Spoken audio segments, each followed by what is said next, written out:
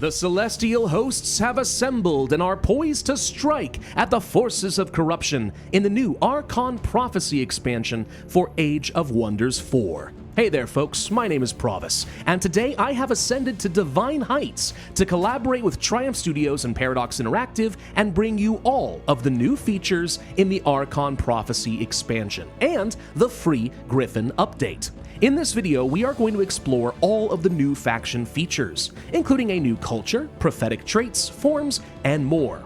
Now, we have a lot of ground to cover, so let's get started. The new Architect culture is the centerpiece of this expansion, evoking the empires of antiquity and the timeless wonders that still inspire awe to this day. This new culture is very affinity-centric, devoting themselves to an ideal or a cause. When you create a new Architect empire, you will gain an additional 2 affinity points of your choice, which might seem minor at first, but that's because the real power of the Architects will reveal itself throughout the game as you dedicate your blood, sweat, and tears to the creation of a grand monument. Now, a monument is a unique province improvement that grants powerful bonuses to your cities and units.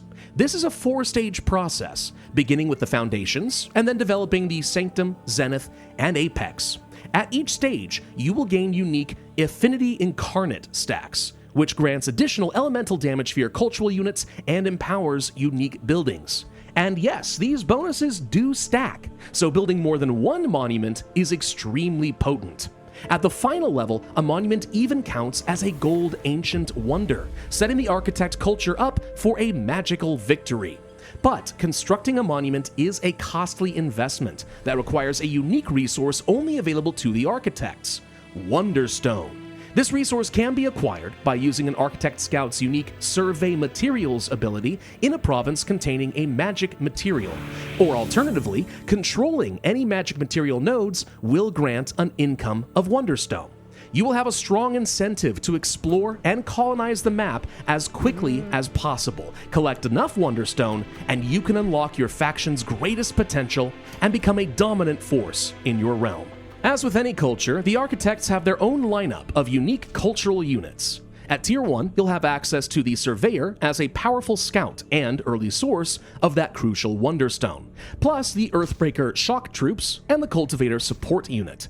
Tier 2 will unlock the Shademaker range units and the Guardian Shield Troops, perfect for holding that front line.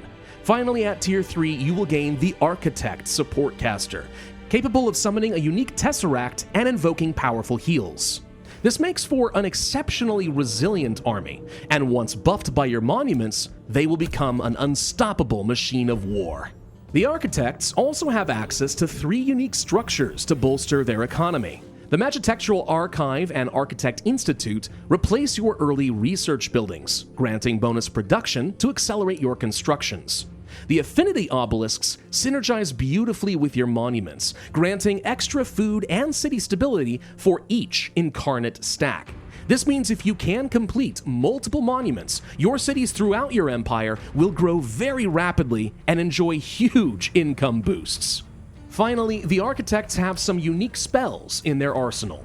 The Incarnate Mark is a special enchantment that grants your Affinity Incarnate ability to non-Architect units, so they can still benefit from your monumental power. Resilient Incarnation is a combat spell that grants extra defense and resistance to your units in a 1-hex radius, and these bonuses scale with your Incarnate stacks. And lastly, Conjure Elemental does exactly what you'd expect. It summons an elemental based on your chosen affinity. Very useful to bolster your early game. Swinging back to faction creation, there are some new societal traits to utilize. These are powerful prophecies that glimpse into the weave of fate. While they don't grant any bonuses initially, your interpretation of these visions will determine your goals for the game. Completing these requirements will ultimately grant you stronger bonuses than you might have received from other societal traits. The Vision of Destiny is very affinity-centric, like the Architect culture. Depending on your empire's devotion, you may become conquerors, scholars, artisans, or more. Once completed, units will receive powerful bonuses. In this example, I chose to follow the Path of Order, which required vassalizing cities, cleansing infestations, and allying fellow leaders. Completing this objective granted extra status resistance and morale bonuses to all of my units, and additionally unlocked powerful celestial beings in the Rally of Lieges. The Vision of Promise is unique for the Order, Nature, and Materium affinities. In all cases, your people seek a wondrous promised land, but the trials that await them will vary. Overcome these obstacles, and you will receive a powerful new throne city. The Vision of Ruin, conversely, is unique for the Chaos, Astral, and Shadow affinities. They see great change on the horizon for their new realm, whether that be a cataclysmic war, the unveiling of new arcane powers, or the dead rising from their graves to engulf the world. These will trigger worldwide implications upon completion. The Archon Prophecy Expansion introduces 2 new forms into Age of Wonders 4.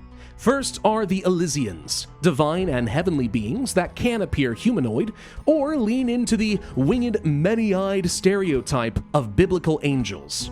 The second form are the Ancients. These are effectively corrupted Elysians, worn down and eviscerated through the eons. They're more necrotic in their appearance, adapting to their deformities through the usage of magical enhancements. Finally, no DLC would be complete without the introduction of new mounts. We have 2 options to explore in this expansion: the much-requested chariots, pulled by powerful beasts, and the noble griffin. Both offer tremendous mobility for that faction's units, and of course, offer an intimidating aesthetic. The Archon Prophecy Expansion is the culmination of the forces of light and their eternal struggle to hold back the darkness that threatens the myriad realms in the astral sea. And there are still so many more features to explore. In the next video, we'll cover the many new spells and tomes of magic, a new hero class, glorious world features, and holy crusades. I hope to see you then. In the meantime, if you'd like to learn more about the Archon Prophecy Expansion, you can find a link in the description down below. And of course, be sure to follow the Age of Wonders YouTube channel. My name is Provis, thanks for joining me, and I'll see you next time.